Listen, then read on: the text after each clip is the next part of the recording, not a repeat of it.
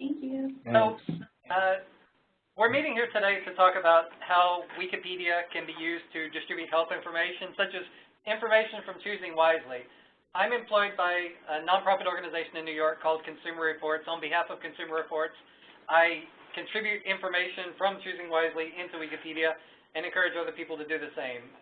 Choosing Wisely is a very large and complicated health campaign. Everyone's got something to say about it. Touches a lot of health concepts. And when the campaign was being developed in the United States, people were looking at different channels by means of which information from Choosing Wisely could be distributed to people who were looking for it. And it was imagined that perhaps some significant number of people were going to Wikipedia to get health information, and that's how I came to be in this project. So we've got about a month-long course series here. In the course, so to give you an idea of what we're going to cover, I'm going to give some Wikipedia lessons, and the objective in the course would be for participants to be able to form opinions, your own opinions, about the way that Wikipedia influences the distribution of health information, the circumstances under which Wikipedia would be more effective to deliver health information, and the circumstances under which it would be less effective. And as a way for you to come to understand this, I'm going to ask that you contribute some health information from the Choosing Wisely campaign to any Wikipedia article of your choice. So that's going to be the major assignment of this course. There's 3 classes on the syllabus. Outside of the classes, I'm going to give an assignment with each class. I'm expecting for there to be the assignment to take about an hour, 2 hours at most, outside of the class. So it's a 3-class, 1-hour commitment. So that's 3 hours of class, and then maybe 3 to 6 hours of assignments outside of the class. So that's the scope of the commitment for joining this. And then we meet once a week. There's something to do every week. Today, I'm going to talk for about 10 minutes, give an overview of Wikipedia and health information. And then for the rest of the class, I'm going to take questions from any of you about Wikipedia, health information, online distribution of medical knowledge, and answer any questions you might have about anything that we cover. But before I begin, does anyone have any questions about what we're going to do today, or questions about Wikipedia before I get started? Can everyone hear me? And everyone can see the screen? Okay. Yes, we can all hear. Or I can hear. So going to the first slide, agenda. How is Wikipedia science content created? We're going to cover that today, particularly health science content. Who curates the content on Wikipedia, and who uses Wikipedia? So when people are talking about Wikipedia, next slide, there's often 2 things that come to mind. The first thing that comes to mind, what most students are told, is that Wikipedia is a dubious source of information. That is, there's challenges to the quality of information on Wikipedia. I'm going to tell you straight up that every one of those criticisms is legitimate, and you should never forget them. Anyone can contribute content to Wikipedia. Its information is dubious. I'm also going to tell you that there's a quality control process on Wikipedia. We're going to look at it a bit today and a bit more as the class goes on. But never forget, Wikipedia, the information on Wikipedia, it's coming from a crowdsourced mechanism. Question the quality of Wikipedia. But what makes Wikipedia more interesting is the other aspect that I'd like you to consider of it, and that is the audience that goes to Wikipedia. I'm going to tell you that Wikipedia has a significantly large audience, and if somebody wants to distribute health information, it's a communication channel worth considering. So how does Wikipedia work? Just briefly, Wikipedia is an encyclopedia. It's online. Most people, when they go to Wikipedia, they're going to a particular page or article in Wikipedia covering some topic in the encyclopedia. At the top of every Wikipedia article, there's this tab. So it's always been there. Wikipedia has been around 15 years. These tabs have been there too, but most people never see them. So one of the tabs says Edit. If somebody clicks that Edit button, then it opens an interface within the web page, and that person can change whatever they like about the Wikipedia article, the text, the facts, the figures, the numbers, the pictures, tables, charts, whatever. You click at it, you can change it. Something really strange about Wikipedia, and again, I'll encourage you to question the quality of Wikipedia. With Facebook, to post on Facebook, you have to have an account. To post on Twitter, you have to have an account. To make any changes to Wikipedia articles, you don't even need an account. You don't have to register your name, nothing. You just click edit button, doesn't know anything about you, and you can just start changing stuff. So that's how Wikipedia works. There's an edit button. People change Wikipedia with the edit button. So because of this crowdsourced process on Wikipedia, it's entirely legitimate to say that Wikipedia's quality control processes and checks, they're in their infancy. It's just starting out. There hasn't been a lot of social research about publishing through this kind of mechanism. One could call the publishing on Wikipedia post-publication review. So when you're thinking of a medical journal or academic content, that goes through pre-publication review. You have people write it, it gets peer-reviewed before it's published, editors check it out, and then if everyone says it's okay, then it goes live. With Wikipedia, we invite anyone to publish whatever they want. There's still going to be review. There's quality checks in place, but those quality checks are triggered after someone has already published the content. So if there's some question with the content, it goes into a holding queue. It gets checked after the person's proposed it, but the presumption is content can go live immediately, and then we'll see what happens. So that's the experiment with Wikipedia. What's more mature about Wikipedia is not the quality, but its maturity as a broadcast medium to get a large audience. So it's not that people think that they should go to Wikipedia for health information. I don't advise people to go to Wikipedia for health information, but bigger sources than me do send people to Wikipedia. Google, Bing, Yahoo, which is Bing these days. The search engines. If anyone types in the name of a disease, a drug, a medical condition, a treatment, therapy, it's very likely that if the Wikipedia article isn't the first returned result to a Google search, then it's among the first results, the top 3. And if it's not among the top 3, it's almost guaranteed it's going to be among the top 10 if there's a Wikipedia article on the topic at all. Huge numbers of people go to Wikipedia. The number is something like 150 million a month. That's just for the health articles on Wikipedia. It's staggeringly huge. So when you think about who's the most consulted source on any given health topic, it's probably not the nonprofit organization that exists to educate people about that source. If you think about any kind of cancer organization or any kind of health condition organization, probably they don't have prime Google rank. Probably Wikipedia is getting more traffic than they are. That's usually the case. So what I'd like to do today, so it's not possible to cover editing and the technical process and the quality checking on Wikipedia. Today, I wanted to make sure that any of you, if you wished, you would have the means by which to enter into a conversation with somebody else to judge, is it a good idea for me to share certain kinds of health information on Wikipedia? And I would suggest to you that if you wanted to have that discussion with somebody, a good place to begin the conversation is checking to see whether the Wikipedia article in which you might like to share content already has an audience size that you find attractive. So if you're thinking about sharing information through Wikipedia, I would say look at a given Wikipedia article in which you might like to put some content and consider what is the audience size of that article. So for example, here I am at a Wikipedia article for ECG or EKG, electrocardiography. Anyone can check this at any time, but supposing someone wanted to see the audience size for this, there's a button at the top that says history. So if they want to see the history of how many people have visited the article, click history. And then you click a button that says page view statistics behind the history tab, and you get a chart like this, which shows how many people visit the article on a given day. So on any given day, about 2,000 people, or 2,000, this article is getting 2,000 page views. It's one of the most popular articles on Wikipedia. It's in the top 0.1% of articles by popularity. So it's health articles. Wikipedia is a popular website, and on Wikipedia, the health articles are some of the most popular articles that Wikipedia hosts. So this is kind of mid-range in popularity on Wikipedia as far as well, I wouldn't say mid-range. It's more popular. Typical popularity for kind of an obscure health topic is maybe 5,000 views per month. Something really obscure might get 1,000. The most popular health articles on Wikipedia are over 100,000 views per month. So electrocardiography, about 60,000 a month. That's the potential audience that could be reached by putting content into this article. And something else I would suggest to you, This isn't like putting information into a feed, an automatic feed to which someone subscribed. It's not like sending out an email through a mailing list or putting something in a Facebook or Twitter feed.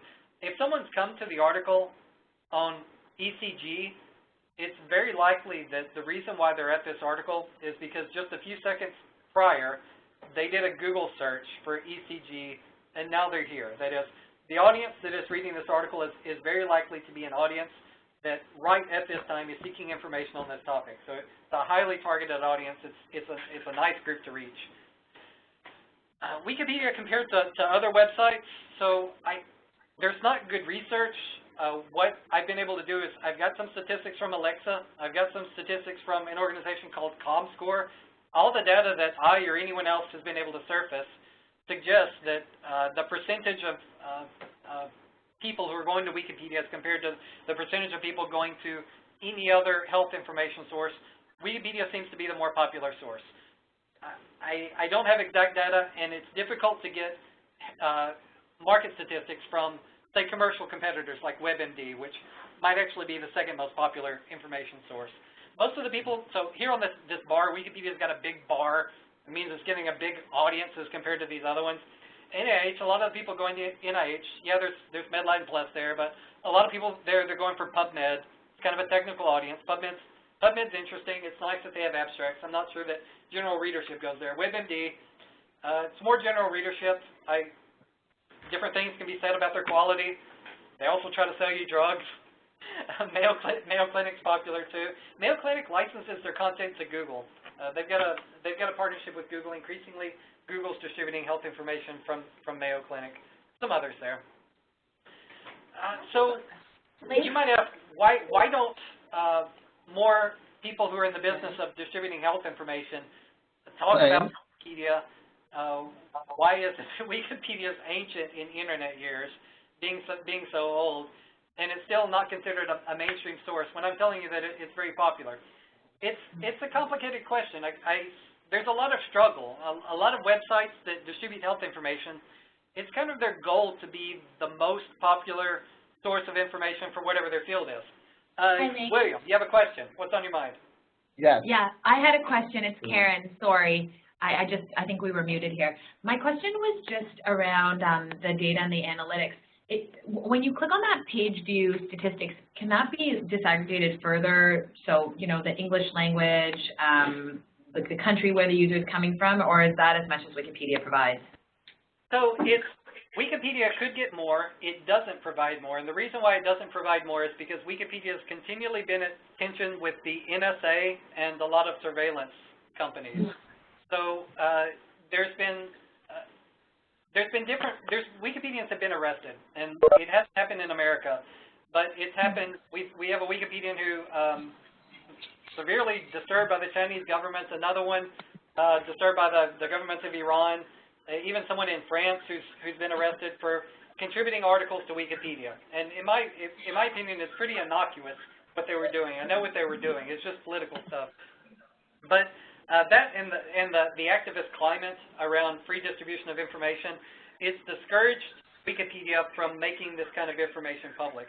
So while it might be public someday, it's not public now. What is public, we can see a market breakdown of what countries are visiting Wikipedia.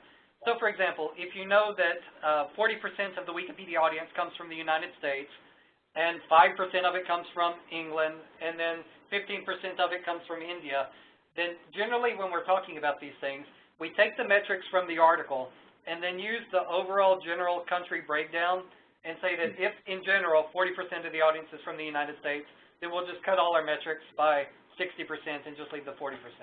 So that's how we handle that these days. Does that answer your question? Yeah, thank you. Yeah. Any other questions? All right, moving on.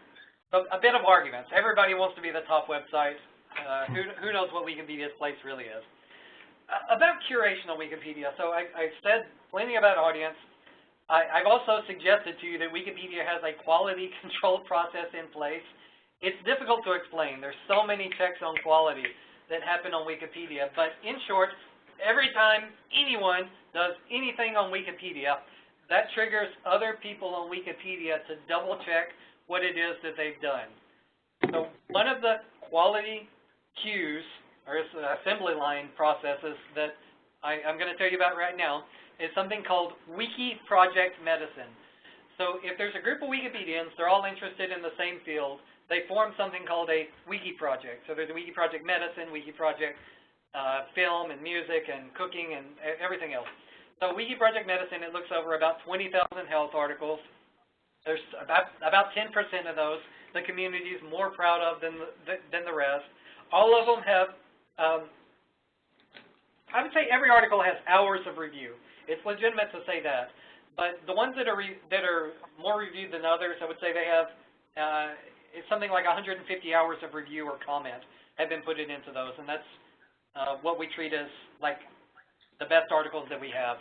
But whenever anyone edits any of those 20,000 articles, everyone in the Wiki Project Medicine gets a signal that something's happened there, and then they congregate to see who's edited this article, what have they done, what have they added.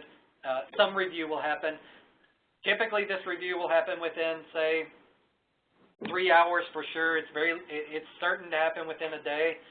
It's not uncommon for it to happen within 5 minutes. I would say most of the reviews, they get reviewed a bit within 5 to 15 minutes. On Wikipedia,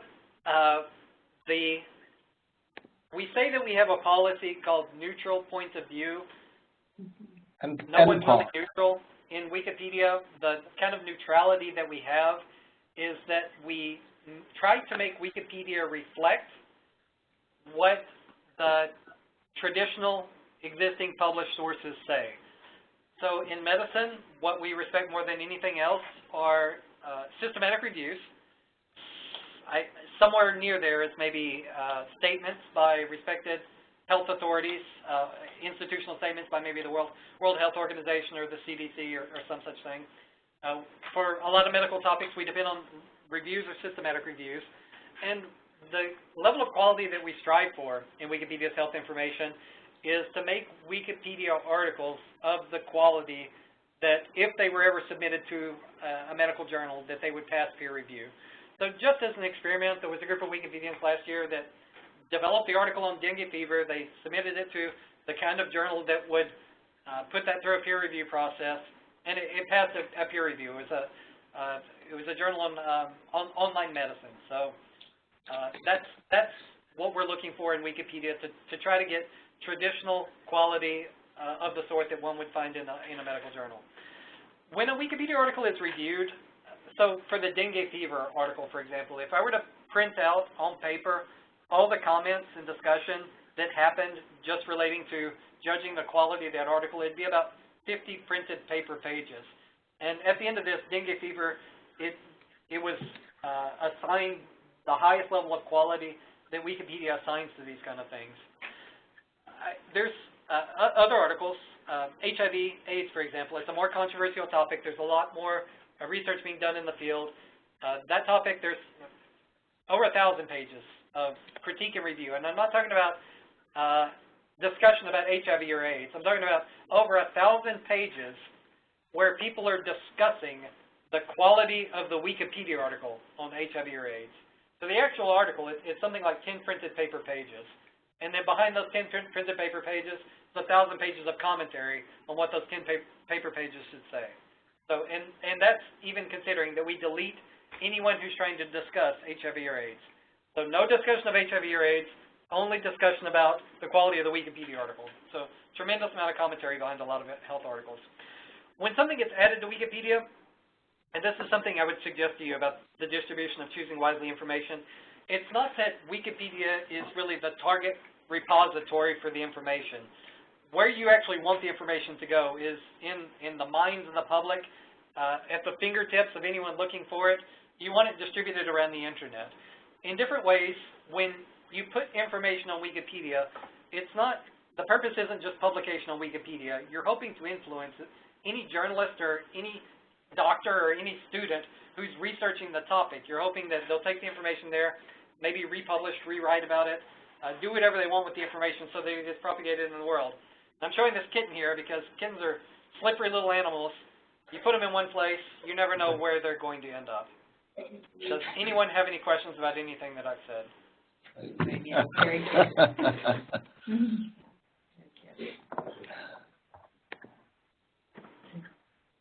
No. So let me tell you what's going to happen in this course. Pretty soon, I'm going to send you out into the wild of Wikipedia, and I'm going to say, you guys, everyone, you pick a Wikipedia article about some health topic, take some health information, whatever health information you like, and then put it into that Wikipedia article and see what happens. So at the end of this course, I'm hoping that every one of you can add some, you choose a Wikipedia article, you choose a good source of health information, understand the source, rewrite it in your own words, like a few sentences, stick those sentences in a Wikipedia article, make a citation to the source from which you got the information, and then click Save on Wikipedia and see what happens. I do have another question. Yes, ma'am. No, you're Yeah, good. just another question. So when I was looking at the video about the Wiki medicine community, I saw that policy on references, so that it's Cochrane reviews, meta-analyses, and was it systematic reviews as well? Mm-hmm. So what happens when you know there hasn't yet been a systematic review, which was one question, and then the second is what happens if there's conflicting you know, reviews or systematic reviews? Because that does happen from time to time. Would there be then a section in the article on that controversy itself? There might be. So a few different things. How do references on Wikipedia works? What do you do if there's no systematic or very strong source? And what do you do if there's conflicting information? Yeah. So taking Cochrane, for example, Cochrane publishes a huge amount of reviews. Some of them get a lot of attention and are cited a lot. Most Cochrane reviews, they look at the available literature and say that no conclusion can be drawn. And that's useful too, because there's not many research or medical education outlets that are willing to take a source that says, look at all these studies, they're all garbage, but they're all that exist, and I wish that somebody would do more research. But most Cochrane reviews, that's what they say. And we put that into Wikipedia, and we consider that to be useful information too. Now, supposing you have conflicting information, maybe something like a Cochrane review would surface that, or maybe the more interesting case, what if you have two medical authorities that are in opposition to each other? Who gets precedent? Who sorts right or wrong? So, for example, electronic cigarettes. There's been a war on the Wikipedia article for electronic cigarettes for about a year and a half. Some people say, let's get kids to smoke them so they don't start smoking cigarettes. And some people say, let's say they're bad. What can happen from these? So I suppose you could look at an article like that for an example to see how that's handled. That's another article with 1,000 pages of commentary and discussion about the Wikipedia article should say. It's like dozens and dozens of pages of how to format one single sentence on Wikipedia. But in the end, what we do is we give whatever perspective comes from a reliable source, and then if we have an opposing perspective from another reliable source, we put those side by side, and we avoid any attempt to decide which one's right or which one's wrong. We often, if there's only one perspective and it's conservative, then often Wikipedia will say, this is the way things are. But if we have conflicting perspectives, then sometimes we'll say, the World Health Organization says, and we attribute the statement to them, and then such and such organization says, and then the other statements attributed to them. So right, like I'm looking at the mammography page, for example, which kind of, they have like in the third paragraph, they kind of cover the controversy because different, you know, meta-analyses have had different results around mammographies and right, and so I see it's there, but it's kind of in the upfront part of this page. Sorry to cut you off. Okay. Let's see. We can look at that. It's possible. Then the other thing is, what if you have something that there's no systematic review? You asked about that also. So yeah. we generally avoid. We don't like to cite case studies. We don't even like to present case studies on Wikipedia because even when they're published in the literature, no conclusion is drawn. It just says, as a result of this study, this happened, but no one makes general health conclusions about case studies. And on Wikipedia, the review process is pretty brainless. So what the editors are usually doing is they're supposed to rewrite in their own words what the study says. And if you have a case study or if you have primary research, then it's very tempting for people to try to draw some conclusion for that. But if you go back to the source and look, even in the academic literature, researchers, they typically don't make conclusions from case studies. So we don't draw conclusions in Wikipedia. Okay. Okay, thanks. Sure. Did you want to look at something in mammography? You're talking about the controversy here? Third paragraph? Yeah, so it's that third paragraph.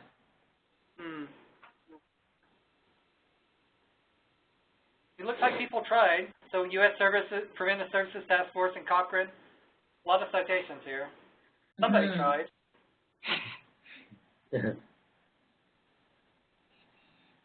Yeah, because there's conflicting studies here, right?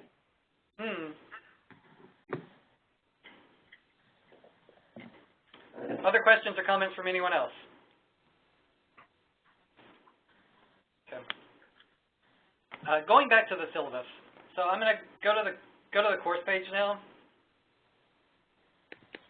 So thanks everyone who signed up for the course. I think this is everyone's name here at the bottom, so you all clicked enrolled. You appear here now. So I want to show you how this course interface works. So by next week, I'm asking you to have chosen a Wikipedia article that you might develop. If it's suggested in the assignment for this week that if you'd like to try to edit an article, you can.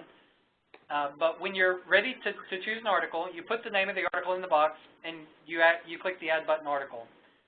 In addition to that, and this doesn't have to be decided next week, but something else that I would ask of you all is for every student in the class to sign up to review one of the articles by any other student in the class. So all of you would be checking whatever one of your classmates did to Wikipedia. So there's a couple of reasons for that. One, if there's someone's having a problem editing Wikipedia, then if there's two people looking at it, you're more likely to signal me, and then I can step in or get some other Wikipedians to step in and help. And then besides that, it's a way of checking the quality. So that I told you that there's going to be Wikipedia community volunteers who are reviewing everything that this class does. So as soon as you guys start editing, people are going to be looking at what you're doing. There's like Wiki Project Medicine's going to know. Other people are going to know. I don't know what kind of people might show up, but people are going to know what you're doing. So it's nice if you as a class will be conscious of what your classmates are doing so that you make a good presentation, show a good face to the world, and quality check each other before it gets extensive review by other Wikipedians. So when you actually edit a Wikipedia article, how that's going to work is you go into a Wikipedia article, you've chosen your Wikipedia article, and here's the basic format of editing. I'm not going to explain it technically. I can if you ask, but a lot of people are able to figure this out. It seems a bit confusing, but the format on Wikipedia is after you click edit, you go into the Wikipedia article, you add a sentence to the Wikipedia article, and after the sentence, put a citation to the source from which the facts came. So the basic quality check on Wikipedia is that when someone comes behind you to do a quality check, they may know nothing about the topic whatsoever. But the way they check it is they see whether the sentence added to Wikipedia matches the information in the source that's cited. So especially if you cite something that's PubMed indexed, or that has a digital object identifier, something from an academic journal, that makes it easier for the reviewers to access the content and check the extent to which what you're writing reflects an existing published source. So in choosing wisely, the academic sources are always presented, but actually a lot of people, everyone in Wiki Project Medicine, they're familiar with choosing wisely also. If you want to cite the original Choosing Wisely paper, they'd go for that too. I know it's just a handout, but it's so familiar by this time that it flies.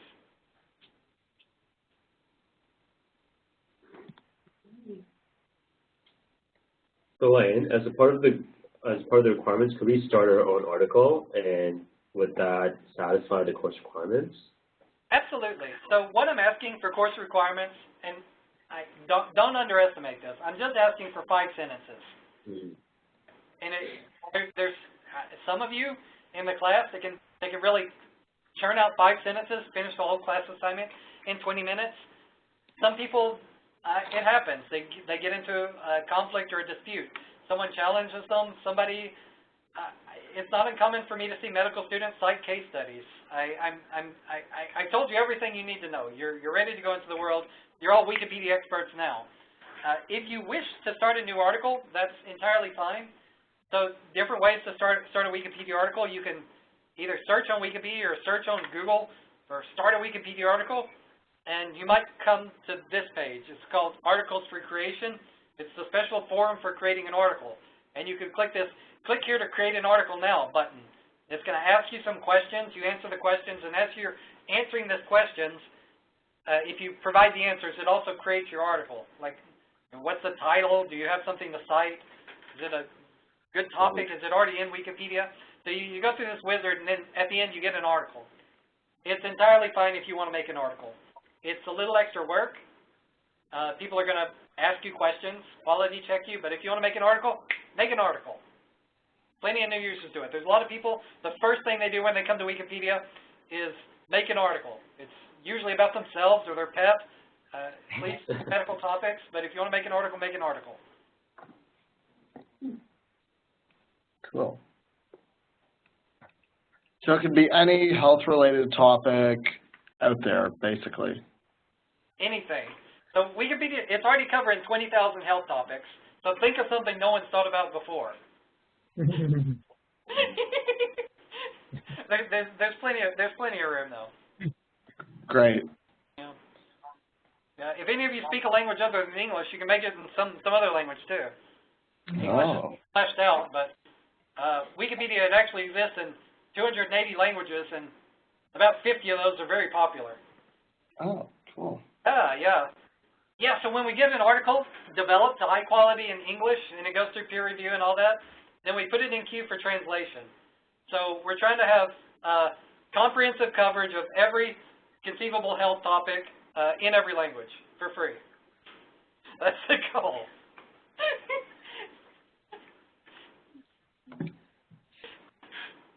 And who does the translation? Is it just So we have let's see. We have something called the Translation Task Force that manages this translation.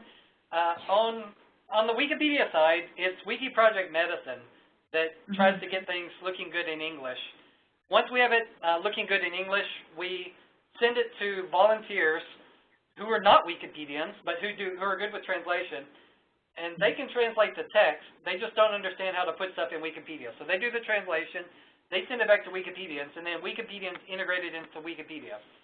So it starts with English, because English is the most developed language on Wikipedia. When we get the translation back, whether it's Arabic or Macedonian or whatever else, we have to give it to Wikipedians who work in those languages. Let me see if I can...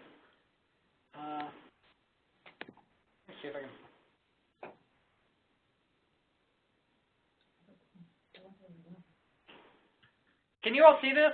See this sheet that I've got? Yes. Yeah, so we have some priority articles: schizophrenia, dengue fever, urinary tract infection, streptococcal Ferrin something.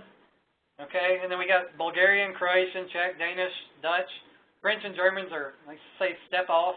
They're proud of their language. They don't want any translators messing with their Wikipedia. Greek, Hungarian, Italian, Macedonian, Polish, Portuguese, Romanian, Ukrainian, Indonesian, Javanese, Persian. It's a lot. Swahili, a lot going on here. Very busy. I don't know who these people are. I have no idea. I don't know where they come from. Germans just don't.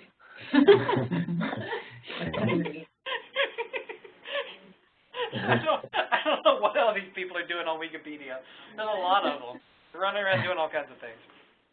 Other questions?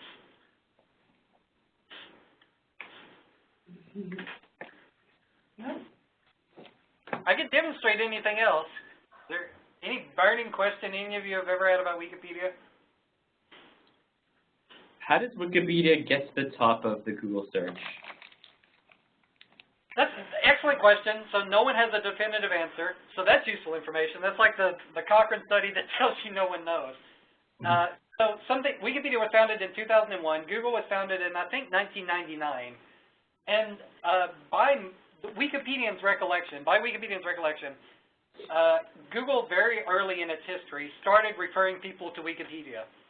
And so something that Wikipedians sometimes ask among themselves is, did Google make Wikipedia popular, or did Wikipedia make Google popular? Because both of the sites kind of took off at the same time. So as soon as Wikipedia was founded, it really had high Google rank. By about 2003, 2004, Wikipedia was a household word in the United States, and definitely by 2005, it was one of the most popular websites in the world. So that's kind of unprecedented. Wikipedia is really the only popular nonprofit website on the internet. Maybe number 2 is BBC, which isn't really nonprofit. Something called archive.org is kind of popular too, but no one else. Not PBS, not, maybe NIH, maybe the Postal Service, but really there's not other popular nonprofits. So that blessing from Google, it decided that made Wikipedia. It was like a king-making operation. I can't say how long Google will give favor to Wikipedia. If Google were to lower Wikipedia in its search engine ranks, then who knows? Wikipedia might fail because it's such a valuable asset to have Google refer to you. There's so many people who fight for the top of Google, and if you think about what people in the marketing business do, like you can hire people to help you have a good Twitter presence or good Facebook presence, and that entire industry is irrelevant to Wikipedia because Wikipedia alone, among everyone else, it's a dependable way to get to the top of Google, not just in medicine, but in science and entertainment and TV and movies and whatever you can think of. Wikipedia is uniformly blessed. And that's not just in English, that's in every language. So nobody in Google has ever talked about Wikipedia, to my knowledge, and I think I would know. It's just always been that way. I can't say how long it'll be that way, though. Uncertain relationship. Interesting. And I have another question, just Yes, kind of general context. So how does the Wikipedia community deal with someone who, may have a special interest in a particular topic? So for example, a researcher who wants to, get their research out there, like, is there fact checking on? I mean, I know you talked about the community and the editing, but that's looking at, they do that through looking at the references alone, right? Yeah, so let's see. Let me show you where I am. So here I am at Wiki Project Medicine. I'm going to go to the talk forum of Wiki Project Medicine, where anyone who's interested in this stuff can talk about things. And so this just came up earlier today. There's some company called Richmond Pharmacology, and somebody made a Wikipedia article about them, and it seems to be complying with the rules. But on the other hand, someone's wondered, did a PR agent make this? Do they have some kind of commercial interest in improving their brand? What's up with them? And why this came to be questioned is because they're currently involved in a high-profile lawsuit. Maybe you've heard of it. With the All Trials campaign, the campaign to get every bit of clinical research registered and to force clinical researchers to publish a lot of their results. So this is the company, and it's not even a very big company, but it seems like they kind of have support from big players to stifle this kind of activism and research into getting data from clinical trials. So at least it's flagged here. These kind of things, they come up, they're discussed on Wikipedia. When there's ever a company on Wikipedia that wants to promote some kind of advocacy, there's different ways to game Wikipedia, but almost no companies are positioned to do this very well. The chief protection that Wikipedia has for counteracting bias, either from individual researchers or from companies, is that whenever a company is talking about itself, or whenever there's a Wikipedia article about a company or organization, Wikipedia considers anything that's published by that company to not be a reliable source of information about that company's activities. So I'll say that again. Supposing you have some organization that does some kind of work or does some kind of activism or has a political position, and they're publishing statements on their website, and they're funding to have interviews and media created about them. So when talking about that organization on Wikipedia or their positions, the Wikipedia community will immediately, and it's very efficient at doing this, delete anything that's published about that organization. So for example, if anyone ever wanted to make a Wikipedia article about Choosing Wisely Canada, then in that article, anything that was said by Choosing Wisely Canada or any citations to sources that were published by Choosing Wisely Canada, those would be immediately deleted. The only thing that someone would be able to cite is something that was written by a third party that had no financial relationship to Choosing Wisely Canada. Right. Mm. Will ours be deleted? That cuts out a lot of the trouble. Just don't let anybody, don't cite anything that's self-published. Mm-hmm. Not published, okay. But what if, like, for Choosing Wisely Canada, a lot of the information about Choosing Wisely Canada is on their website? Yes. So couldn't you refer to the website as a source? Nope. Because I've seen that for other organizations. Again, for the Choosing Wisely, I think the U.S. page, it does refer to the ADIM. Yeah, I'm just looking at, like, about the campaign, for example, links back to the Choosing Wisely website. So there's some limited amount of information that's allowed to be going back to the website, the original source. So like if you're looking at any company, we get a lot of data that's self-reported, like revenue, operating income, who's the president of the organization, what year was it founded.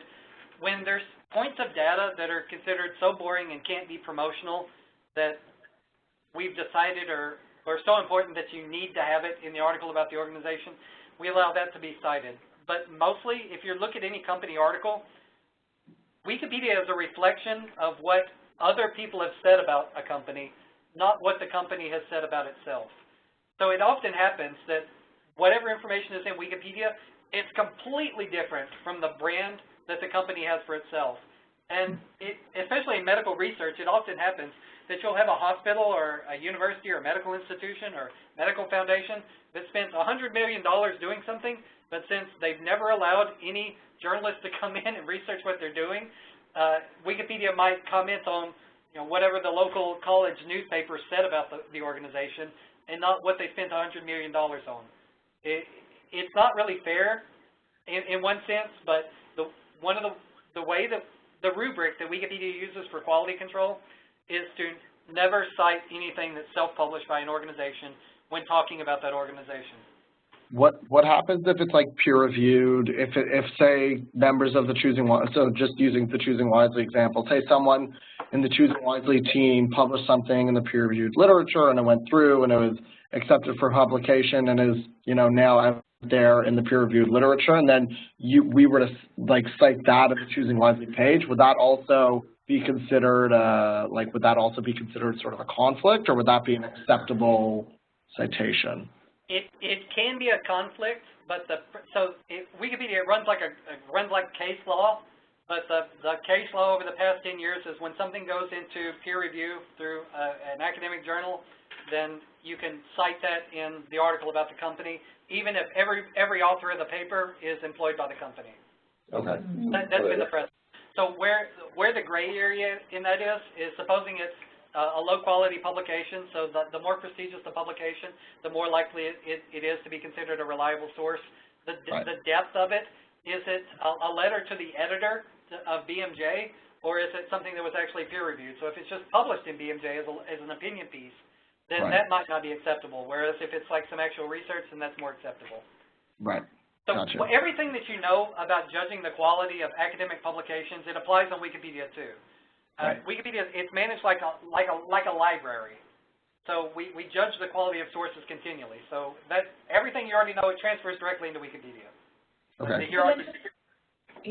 Just to follow up on Billy's question, would that same rubric for quality then apply to citing newspaper articles or blogs you know, like so peer-reviewed publication would be obviously more prestigious than some of those sources or other websites, for example, not one's own website, but another website, let's say, you know, another organization's website. So let's see.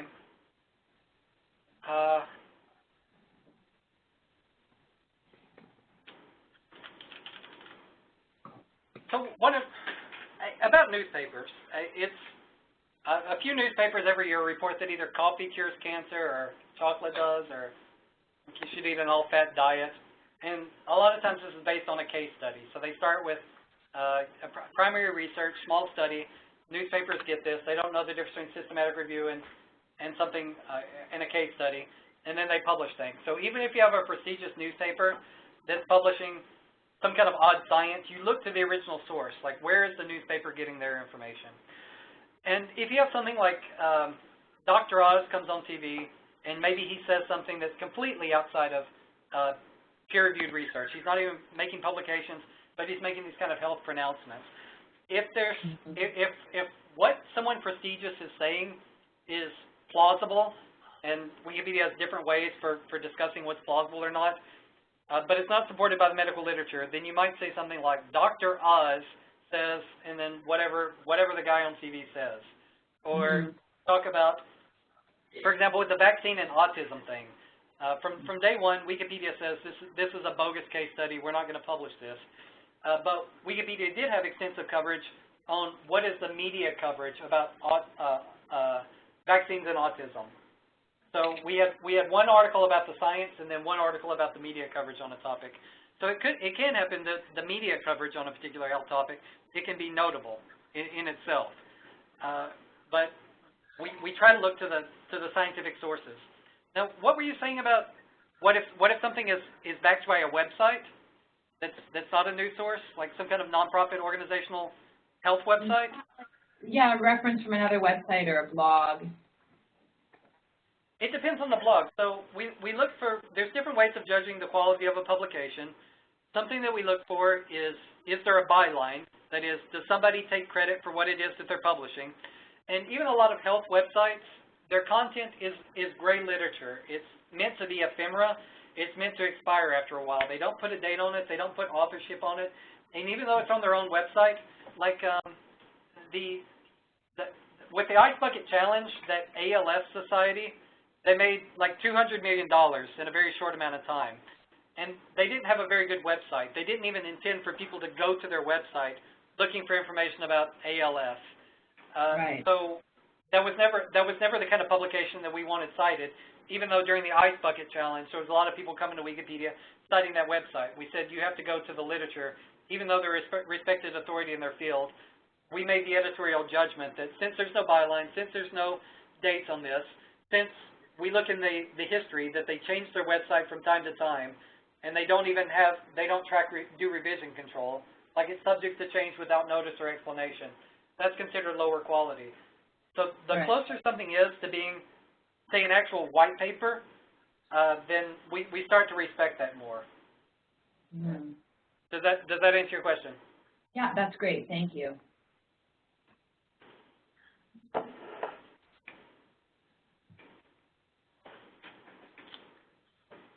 5 more minutes in the hour. Okay, next week we're going to, what are we doing next week? I think, next week I'm going to go through the mechanics of editing a Wikipedia article. So this week I just told you, edit a Wikipedia article, add a sentence, and add a citation.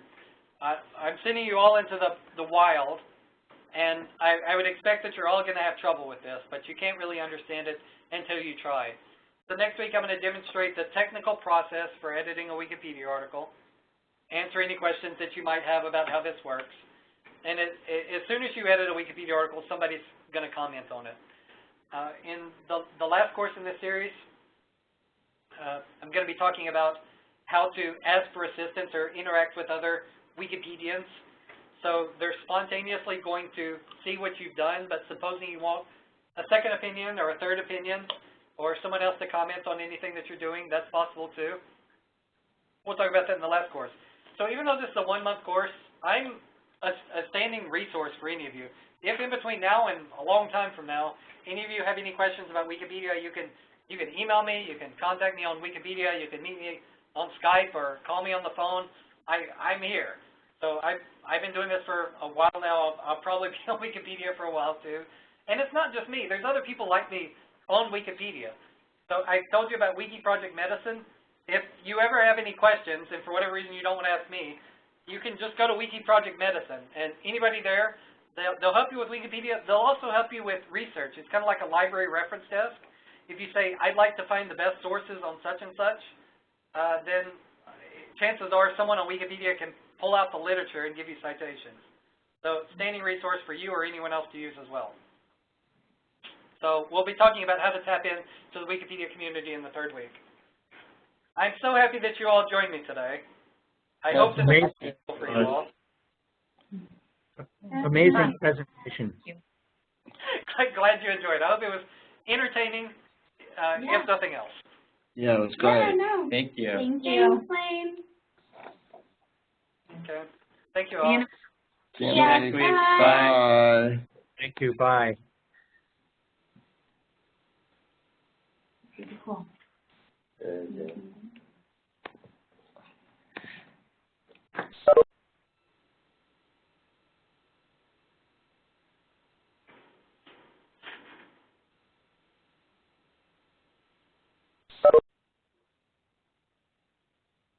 Yeah.